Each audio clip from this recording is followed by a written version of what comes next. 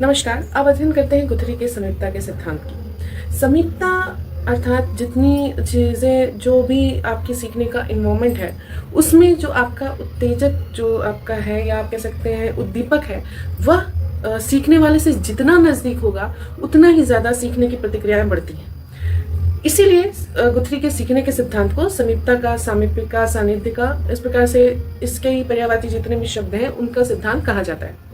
गुथरी ने जो एक्सपेरिमेंट किया उसमें भी स्टिमुलस है अर्थात उद्दीपक है और आपकी अनुक्रिया है, लेकिन जो आपका उद्दीपक और अनुक्रिया से होने वाले सीखने की प्रक्रिया है उसको सतत बनाने के लिए, उसके सतत आपके अनुबंधन के लिए उन्होंने एक कंडीशन दी है, समीपता।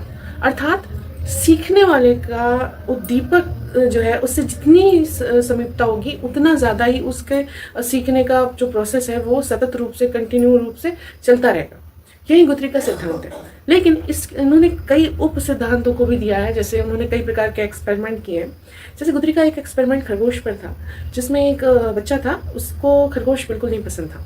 तो उसके मम्मी पापा खरगोश ले आते रहे, तो जब भी वो खाने की टेबल पर बैठता तो क्या किया उन्होंने, सोचते थे कि ये भी फैमिली का मेंबर है, इसे भी वो बच्चा पसंद करे, तो उसके नज़दीक रख देते थे। अब खाना तो वो छोड़ के भागेगा नहीं, क्योंकि वैसे कहीं भी जाता तो वो भाग जाता था, लेकिन जब खाना खाने लगता था तो उसके पास रख देते थे। धीरे धीरे और नज़दीक रखने लगे, तो देखा जब उसने कि उससे डरना कम हो गया, वो कुछ आक्रामक आपका व्यवहार नहीं कर रहा है, तो धीरे धीरे वो बच्चा क्या करता है, वो मतलब उसके जो थॉट्स थे, पूर्वाग्रह थे, वो मॉडिफाई हो जाते हैं। अर्थात वो सीख जाता है कि ये मुझे नुकसान नहीं पहुँचाएगा और ये भी परिवार का एक सदस्य है और मुझे इसके साथ रहना चाहिए।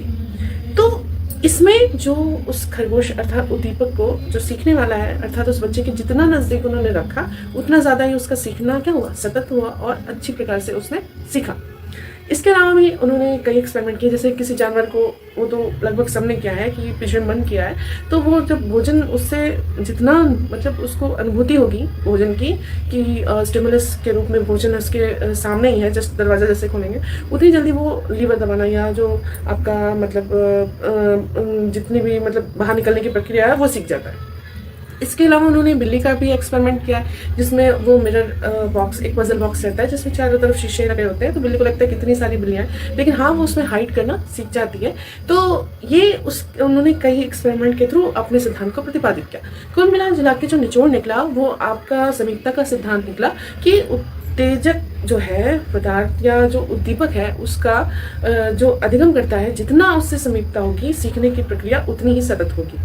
अब इसके जो उप सिद्धांत है उसकी हम यहाँ पर चर्चा करने का प्रयास करेंगे। जैसे कि उन्होंने जो सिद्धांत दिया उसका नाम है संस्पर्श, सन्निहित, समीपता और एक परीक्षणीय जो सिद्धांत है इसको इसलिए कहा जाता है, जैसे लोग कहते हैं कि बार बार अभ्यास करने से सीखना है या अन्य प्रक्रम से सीखना है, स्टिमुलस के थ्रू डायरेक्टली।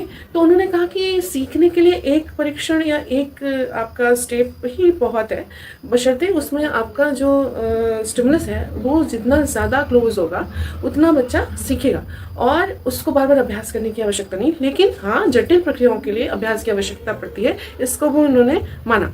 यहाँ पर उन्होंने उद्दीपक या बाह्य जो आपकी उत्तेजना है यह दिखाया कि वह अनुक्रिया या व्यवहारिक प्रतिक्रिया से जितना समीप होगी सतत अनुबंधन उतना ही प्रबल रूप से होगा। तो ये इनका मुख्य सिद्धांत है।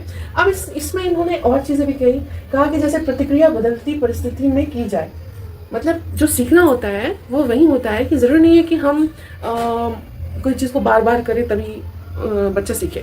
उन्होंने कहा कि अगर हम बदलती परिस्थिति में कोई प्रतिक्रिया करते हैं तब बच्चा ज़्यादा अच्छे से सीखता है और एक ही मतलब स्टेप में, एक ही परीक्षण में सीख लेता है। और उन्होंने कहा कि प्रतिक्रियाएं सीखने को कच्ची सामग्री प्रदान करती है, कि जो उसकी सबसे लास्ट जो उसने सीखा होता है, जो सबसे लास्ट प्रतिक्रिया होती है उसको रॉ मटेरियल देती है आगे के सीखने के लिए।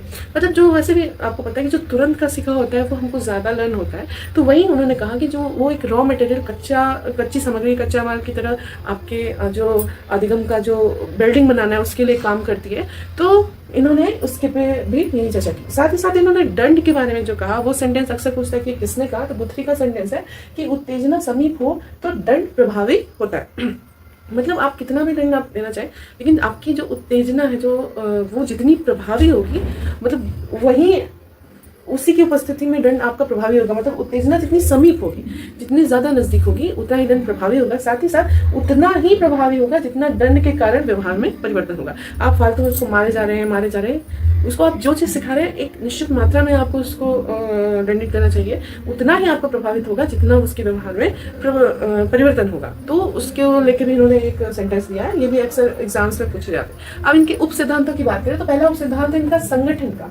संगठन या एसोसिएशन के थ्रू इन्होंने जो बात कही, अगर उस पर ध्यान दें तो इन्होंने कहा कि उत्तेजना व्यवहार से मतलब जस्ट आधे सेकंड से भी कम समय से पहले होती है। जैसे कि हम हमेशा नहीं कि हमेशा एक्साइटेड है किसी काम को करने के लिए, लेकिन इन्होंने कहा कि नहीं, समीपता वाली बात है कि जस्ट आधे सेकंड से भी कम टाइम के पहले हम किसी कार्य को, जैसे प्रतिक्रिया जो देखते हैं उसके आधे सेकंड से भी कम टाइम पहले उसके प्रति उत्तेजित होते हैं। तो यहाँ पे इन्होंने इसको संगठन का सिद्धांत कहा। दूसरा है इनका उत्तर संभावितता या पोस्टमिटी। इन्होंने कहा कि यदि 2 या 2 से अधिक आपके उद्दीपक हैं तो हम उसी उद्दीपक को चूज करेंगे या उसी के प्रति प्रतिक्रिया करेंगे जो हमारे ज्यादा समीप हो। इसलिए भी देखिए, आप कहीं ना कहीं जो समीपता का सिद्धांत है उनके हर उप सिद्धांतों में ये आपको देखने को मिलेगा। मतलब अगर 2 या 2 से अधिक आपके उद्दीपक है तो जो सबसे समीप होगा आप उसके प्रति व्यवहार करेंगे। अगला इनका टर्म था प्रतिक्रिया संभाव्यता।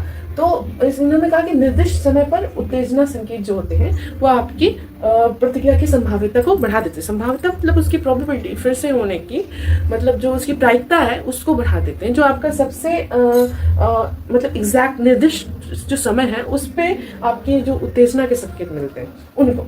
इसके अलावा उन्होंने पुरस्कार बनाम निवारण का भी एक सिद्धांत दिया है, जिसमें वही है कि लीवर भोजन के सानिध्य में वो लीवर दबाना सीख जाता है और बाहर निकल जाता है, जो उसका केव होता है या पिछड़ा होता है। तो यहाँ पे इन्होंने और सिद्धांतों के रूप में परस्पर विरोधी तथा असंगत प्रतिक्रिया विधि भी इन्होंने सीखने की दी है। इसमें आदतन उत्तेजना अन्य को तोड़ती है जिससे आप छुटकारा पाना चाहते हैं। जैसे कि कई बार लगातार आप कोई प्रतिक्रिया कर रहे हैं तो धीरे धीरे जैसे आपको कोई चीज़ सिखाई जा रही है तो वो जो आदत बन जाएगी, वो अगर आप किसी चीज़ को छोड़ना चाहते हैं, जैसे नशा करना छोड़ना चाहते हैं या जैसे आप मुंह में उंगली करना छोड़ना चाहते हैं, तो जब अन्य आपकी संगठित होंगी, प्रबल हो जाएंगी, जो आपके ज़्यादा करेंगे, वहीं जो आपके समीप की प्रतिक्रिया होंगी वो आपके जो अनचाही प्रतिक्रिया है उनको क्या करेंगी, वो आपसे हटा देंगी।